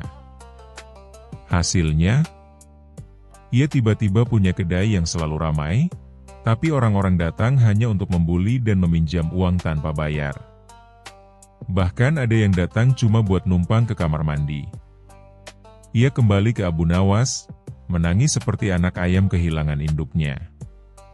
Abu Nawas, tolong aku. Aku menyerah. Buku ini terlalu sakti dan terlalu sensitif terhadap EYD. Abu Nawas menghela napas panjang, lalu menulis sesuatu di halaman terakhir Kitab Takdir. Takdir terbaik adalah milik mereka yang menerima hidup dengan tawakal, tapi tetap berusaha. Bukan mereka yang mengutak-atik kitab tanpa tahu caranya menulis. Dan anehnya, begitu tulisan itu selesai, buku itu tiba-tiba menghilang, berubah menjadi kepulan asap berbentuk tanda tanya dan kabur ke langit. Pemuda itu terdiam.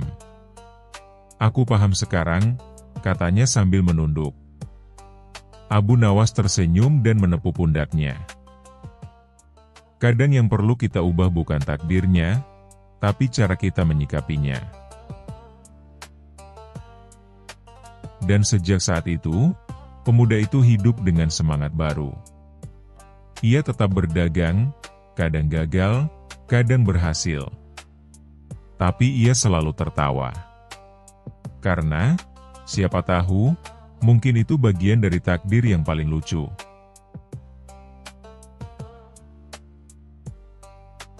Kisah selanjutnya. Kisah Abu Nawas dan Rahasia Taman. Pada suatu hari yang terik di kerajaan Baghdad, Raja Harun al-Rasyid duduk di taman istananya sambil melamun. Bunga-bunga yang dulu bermekaran indah kini mulai layu, rumput tampak kering, dan para pelayan istana sudah kehabisan ide untuk membuat taman tampak segar kembali. Dengan wajah kusut, sang raja mengeluh. Mengapa taman ini cepat sekali layu? Apakah aku perlu menanam bunga dari langit? Tiba-tiba, salah satu penasehat kerajaan berbisik. Paduka, hamba mendengar di sebuah desa jauh, ada taman yang tak pernah layu. Tanamannya selalu hijau, bunga-bunganya harum sepanjang tahun, dan tidak pernah disentuh oleh musim kemarau. Raja langsung bangkit, matanya berbinar penuh harap. Cari siapapun yang tahu tentang taman itu. Aku ingin taman seperti itu di istanaku. Keesokan harinya, datanglah Abu Nawas dengan sorban putih bergelombang, jubah bersih, dan senyum penuh teka-teki. Ia membawa sebuah pot kecil berisi tanaman aneh yang tampak sangat biasa. Paduka, hamba tahu rahasia taman yang tak pernah layu, ujar Abu Nawas dengan nada tenang. Tapi rahasianya tidak bisa dijelaskan. Hanya bisa dirasakan. Raja mengernyit. Apa maksudmu hanya bisa dirasakan?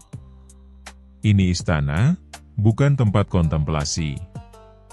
Abu Nawas tersenyum, lalu berkata, izinkan hamba membawa Paduka ke taman itu. Tapi dengan satu syarat. Raja mulai curiga. Apa syaratnya? Jangan bilang aku harus berjalan kaki ke ujung dunia. Tidak, Paduka.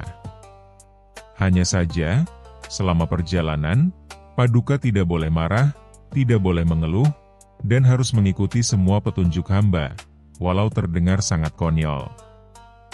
Raja pun mengangguk meski dalam hati mulai ragu.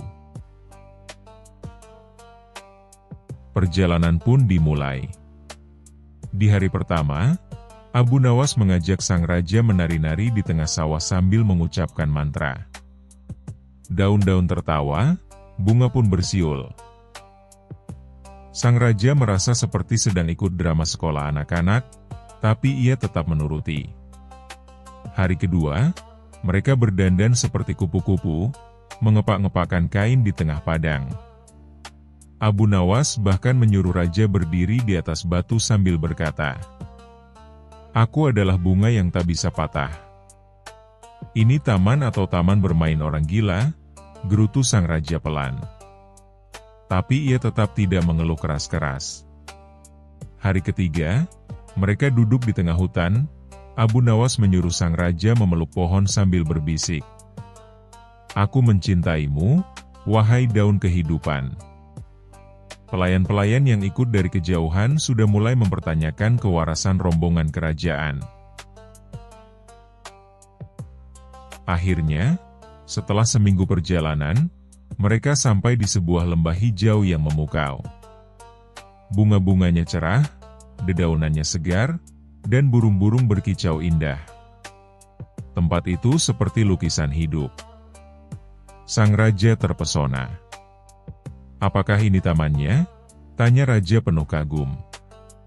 Benar, jawab Abu Nawas. Tapi taman ini bukan hanya karena tanahnya subur atau airnya jernih, tapi karena semua yang datang ke sini melepaskan amarah, keluhan, dan ego mereka. Itulah pupuk yang membuat taman ini tak pernah layu. Raja terdiam. Dan selama Paduka mengikuti perjalanan tadi tanpa marah, taman ini sudah menerima Paduka sebagai bagian darinya. Raja tertawa terbahak-bahak. Jadi aku menari seperti kupu-kupu dan berbicara pada pohon agar taman ini menyukaiku? Abu Nawas tersenyum nakal. Setidaknya Paduka sudah lebih ringan hatinya sekarang, dan tidak lagi memikirkan taman istana yang layu. Siapa tahu, taman itu layu karena Paduka terlalu sering memarahi rumput. Setelah kembali ke istana, Raja pun memerintahkan taman istananya dibersihkan dari semua patung marmer dan diganti dengan tempat bermain anak-anak dan para pengunjung untuk tertawa. Di tengah taman dipasang papan besar bertuliskan, "Tertawalah, agar bunga ikut tersenyum." Dan sejak hari itu, taman istana pun menjadi lebih segar. Bukan karena tanaman baru, tapi karena para pengunjung tak henti tertawa melihat raja menari seperti kupu-kupu di festival bunga tiap minggunya, bersama Abu Nawas sebagai MC utamanya.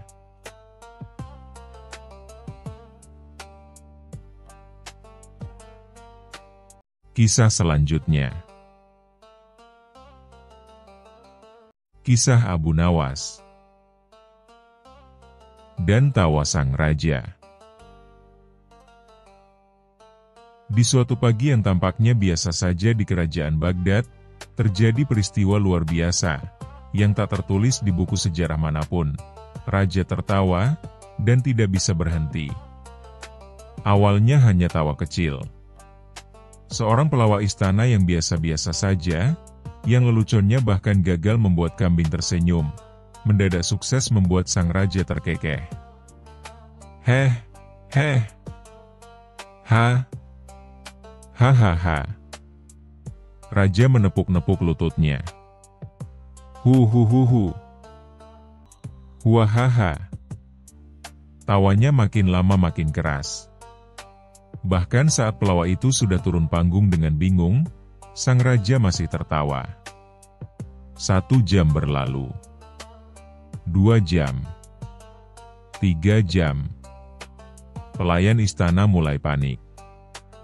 Raja tidak makan, tidak minum, tidak tidur, cuma tertawa seperti orang baru menemukan dunia. Penasihat kerajaan bergidik, "Yang mulia, mungkin ini kutukan?" Seorang tabib didatangkan. Tabib, Paduka mengalami kejang otot wajah tingkat tertinggi. Ini bisa berbahaya. Jika dibiarkan, lidah bisa keseleo. Raja. Huhahaha. Keseleo katanya. Huahaha. Didatangkan penari perut untuk mengalihkan perhatian. Raja malah tertawa lebih keras karena penarinya terpeleset kulit pisang yang dibuang menteri. Didatangkan penyair suram. Raja tertawa karena penyair itu menangis sendiri mendengar puisinya. Didatangkan pendeta, dukun, hingga pemain sulap yang mengeluarkan kucing dari jubahnya. Semua gagal. Sampai akhirnya, seseorang berteriak, "Panggil Abu Nawas." Abu Nawas muncul dengan langkah santai, memakai jubah putihnya, sorban miring, dan senyum iseng di wajah. Begitu melihat sang raja tertawa dengan wajah merah seperti kepiting rebus, Abu Nawas mengelus janggutnya dan berkata, "Apakah Paduka sedang bersaing tawa dengan jin gurun?" Raja langsung tertawa makin histeris. "Hahaha. Siapa dia ini? Bawa dia ke sini." "Hahaha." Para menteri mulai berbisik. Berani-beraninya dia bicara begitu. Kalau gagal, bisa digantung terbalik. Tapi Abu Nawas tetap tenang. Ia pun berkata, "Yang mulia, sebaiknya saya tidak menyuruh Anda berhenti tertawa. Tapi izinkan saya menguji kekuatan tawa Anda." Keesokan harinya, Abu Nawas datang membawa 4 benda. Seekor ayam jantan yang memakai sepatu kulit domba, seekor kucing yang memakai mahkota mainan, sebuah cermin besar berbingkai emas, dan sebuah tandu yang berisi bayi kambing. Para menteri terperangah. Ini mau menyembuhkan raja atau bikin sirkus? Jangan-jangan Abu Nawas sudah gila. Tapi raja terlihat penasaran di tengah tawanya. Abu Nawas berkata, "Paduka, saya persembahkan pertunjukan kerajaan yang belum pernah Anda lihat." Ia memulai. Ayam jantan disuruh berdansa dengan musik kecapi. Ayam itu berputar-putar, lalu terpeleset, lalu terbang ke kepala menteri tua. Kucing naik tahta, mengangkat satu kaki, dan jatuh tertidur. Bayi kambing tiba-tiba mengembik keras, dan buang angin. Seluruh istana terguncang menahan tawa. Tapi raja tertawa sampai pingsan. Betul. Raja pingsan karena terlalu keras tertawa. Wajahnya merah, badannya lemas, dan akhirnya diam. Panik? Tentu. Semua berlari. Tabib datang. Abu Nawas tetap tenang. Ia membuka cermin besar di depan wajah sang raja. Dan saat raja membuka mata, ia melihat wajahnya sendiri. Berantakan, rambut seperti rumput terbakar, mulut berbusa, dan raja pun melotot, lalu berkata pelan, "Siapa makhluk aneh ini?" Semua mendadak hening. Sang raja tidak tertawa. Menteri berbisik, keajaiban terjadi. Raja bangkit perlahan, memegangi perutnya, dan berkata, "Perutku, rasanya seperti habis ditinju gajah." Abu Nawas menimpali. Paduka telah membuktikan bahwa tertawa adalah obat, tapi jika diminum 48 jam non-stop, obatnya jadi racun. Raja mengangguk sambil memijat dagunya. "Engkau benar. Tapi jujur, bagian ayam terpeleset itu sangat menghibur." Semua tertawa ringan, dan raja pun ikut tersenyum dengan sadar. Untuk pertama kalinya sejak 3 hari, istana bisa kembali tenang, dan tidak seperti warung sirkus. Sebagai tanda terima kasih, raja hendak memberi Abu Nawas 10 kantong emas. Tapi Abu Nawas berkata, "Hamba hanya ingin satu permintaan kecil, Paduka." "Apa itu?" "Jika suatu hari nanti Paduka tertawa lagi tanpa henti, jangan suruh saya menari pakai sepatu ayam." Semua pun tertawa bersama-sama, kali ini secukupnya, dan tanpa kambing ditandu.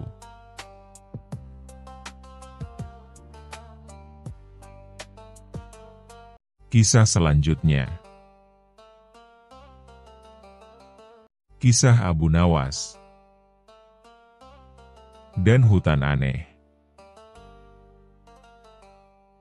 Pada suatu siang yang terik di Baghdad, Abu Nawas sedang duduk di atas atap rumahnya sambil memandangi awan. Di sebelahnya, seekor kambing tetangganya entah bagaimana berhasil naik ke atas dan ikut duduk seolah sedang ikut kontemplasi. "Kalau saja aku bisa hidup seperti awan, melayang kemanapun aku mau, tak ada yang suruh bersih-bersih rumah," gumam Abu Nawas sambil mengelus jenggotnya. Tiba-tiba terdengar suara derap langkah panik. Seorang prajurit kerajaan muncul dengan wajah kusut seperti sajadah yang belum disetrika. "Abu Nawas, ini darurat kerajaan. Raja memanggilmu secepat kilat." "Wah, kalau begitu, berikan aku sepasang sandal petir," jawab Abu Nawas santai. "Jangan bercanda. Ini soal hutan di perbatasan utara. Pasukan yang dikirim raja hilang semua."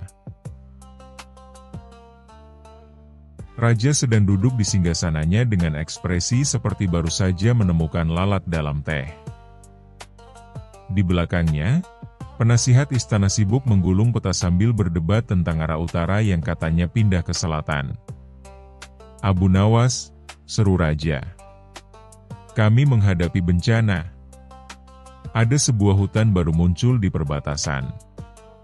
Tapi anehnya, setiap yang masuk ke dalam, tidak bisa keluar dengan rute yang sama.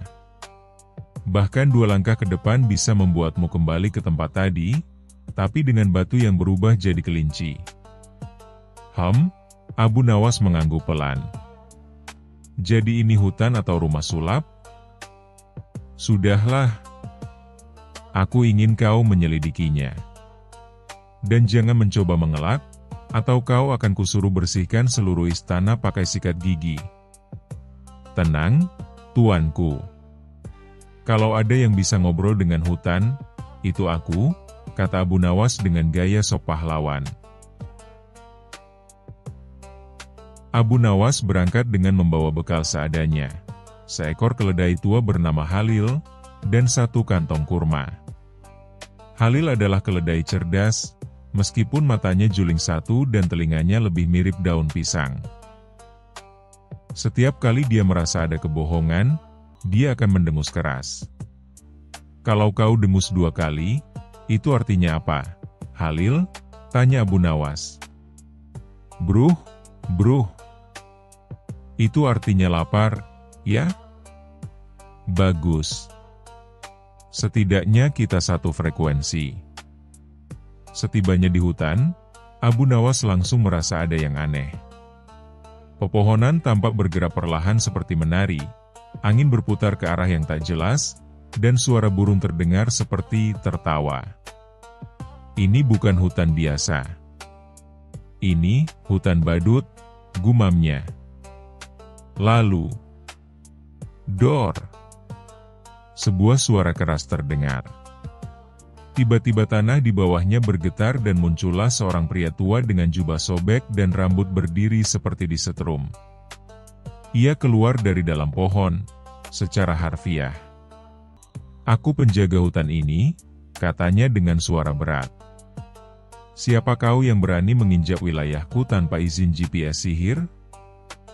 Abu Nawas, Pak. Penghibur profesional. Kadang dukun, kadang filsuf, tergantung bayaran. Penjaga hutan itu ternyata seorang penyihir pensiunan bernama Kakek Karzak, yang dulu sering diminta tolong untuk sulap istana tapi kini merasa dunia membosankan.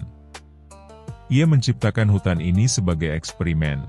Pohon-pohon bisa berpindah tempat, batu bisa menjadi ayam, dan sungai kadang mengalir ke langit. Ia menyebutnya seni kebingungan tingkat tinggi. Tapi kenapa semua orang tersesat? Tanya Abu Nawas. Karena kalau mereka tidak tersesat, siapa yang akan mengagumi kejeniusan desainku? Jawab Karzak bangga.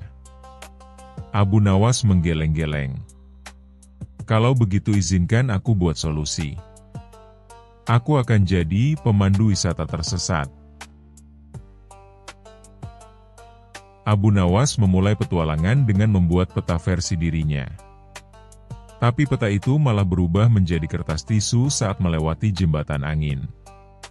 Ia lalu menandai pohon dengan tali, namun saat kembali, talinya sudah dipakai oleh seekor burung sebagai tali jemuran. Di tengah kebingungan itu, Halil keledainya malah bertingkah jadi pemimpin. Setiap kali mendengus 2 kali, Abu Nawas tahu bahwa arah itu harus dihindari. Anehnya, Halil selalu berhasil menemukan jalan yang kurang gila.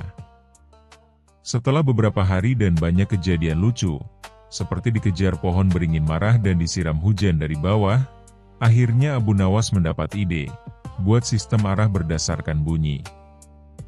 Ia meminta Kakek Karzak menciptakan pohon-pohon yang bisa berbunyi saat disentuh. Ada pohon ting untuk arah utara, tung untuk selatan, dan ploing untuk keluar hutan. Kakek Karzak menyukai ide itu. Ia juga menambahkan efek suara kentut bila arah salah, biar pengunjung ingat bahwa salah itu bisa memalukan, katanya. Abu Nawas kembali ke istana dengan peta suara. Kini, setiap pengunjung bisa menelusuri hutan hanya dengan mendengarkan irama pohon. Hutan jadi tempat wisata baru kerajaan, dan Abu Nawas jadi selebriti dadakan. Raja pun berkata, "Aku bangga padamu, Abu Nawas. Tapi aku masih bingung. Mengapa keledaimu lebih pintar dari pasukan elitku?" "Karena keledai tak pernah berpikir dia pintar, tuanku." "Berbeda dengan manusia," jawab Abu Nawas sambil tersenyum licik. Raja terdiam sejenak, lalu tertawa terbahak-bahak. Hahaha. Kau memang luar biasa. Tapi tetap saja, jangan suruh pohon-pohon itu bernyanyi saat aku lewat. Aku trauma pohon menyanyi sejak kecil. Dan sejak hari itu, hutan yang tadinya suka lupa arah menjadi tempat paling lucu dan aneh di seluruh Baghdad. Tapi yang paling penting, semua tahu, di mana ada kebingungan, di situ Abu Nawas pasti bisa membuat orang tertawa. Kisah selanjutnya. Kisah Abu Nawas dan Negeri Awan. Di suatu pagi yang cerah, Abu Nawas sedang duduk santai di depan rumahnya sambil menyeruput secangkir kopi. Ia menatap langit yang biru sambil bergumam, andai aku bisa terbang ke atas awan, pasti hidupku tak perlu repot-repot mencuci baju dan membayar pajak. Kalimat ngawurnya ini ternyata terdengar oleh seorang pedagang keliling yang lewat sambil menuntun keledainya. "Hei Abu Nawas," seru pedagang itu. "Katanya kau bisa pergi kemana saja, bahkan menipu raja. Apa kau bisa pergi ke negeri awan?" Abu Nawas tersedak kopinya. "Ke negeri awan?" "Iya," lanjut si pedagang sambil tertawa. "Kalau kau bisa pergi ke negeri awan dan bawa oleh-oleh dari sana, semua orang di kota akan percaya kau memang orang paling hebat. Tapi kalau tidak, jangan coba-coba duduk di depan rumah lagi. Malu kota ini." Abu Nawas tentu tidak bisa menerima tantangan ini dengan diam.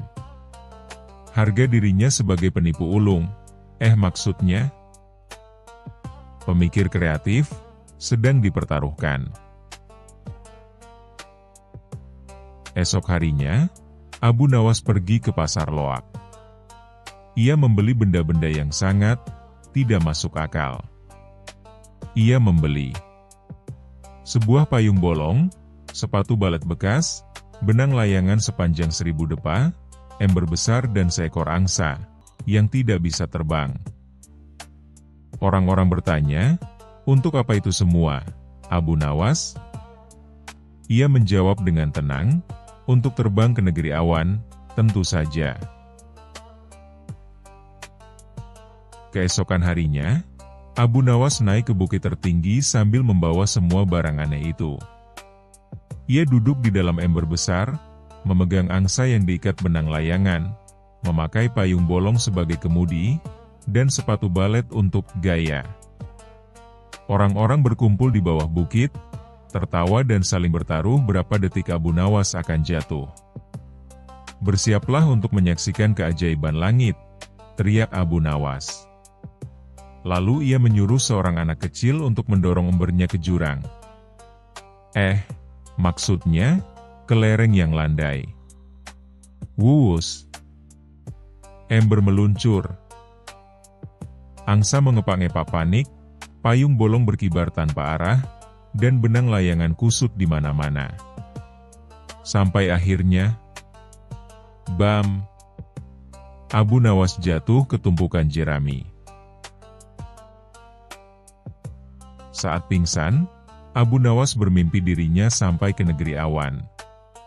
Di sana, semua orang terbang menggunakan sandal melayang, dan nasi turun dari langit 3 kali sehari. Ia bertemu Raja Awan bernama Sultan Udan Gerimis, seorang pria gemuk berbulu kapas, yang selalu mendengkur saat berbicara. "Apa kau membawa oleh-oleh dari bumi?" tanya Sultan. Abu Nawas mengeluarkan sepatu baletnya. "Ini, sepatu sakti bumi. Bisa membuat Anda menari meski sedang lapar." Raja tertawa dan memberikan Abu Nawas hadiah, seekor monyet berkacamata yang bisa berbicara. "Bawalah monyet ini sebagai bukti kau pernah ke negeri awan," kata sang raja.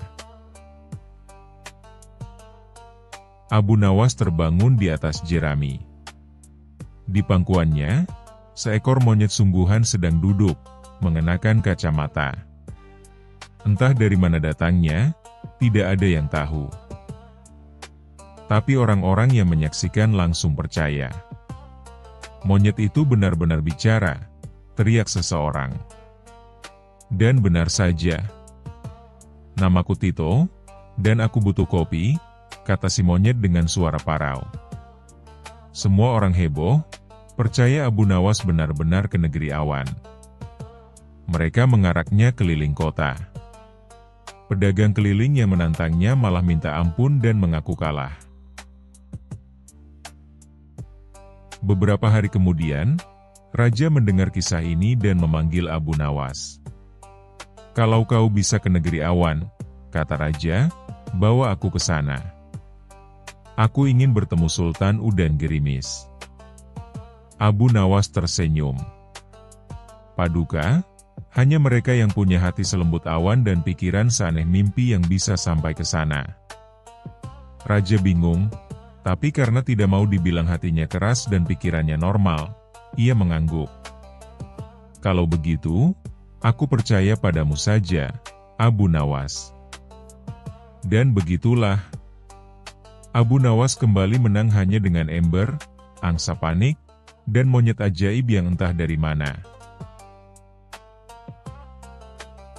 Kadang, yang membuatmu terbang bukan sayap, tapi akal yang kelewat bebas dan mulut yang kebanyakan gaya.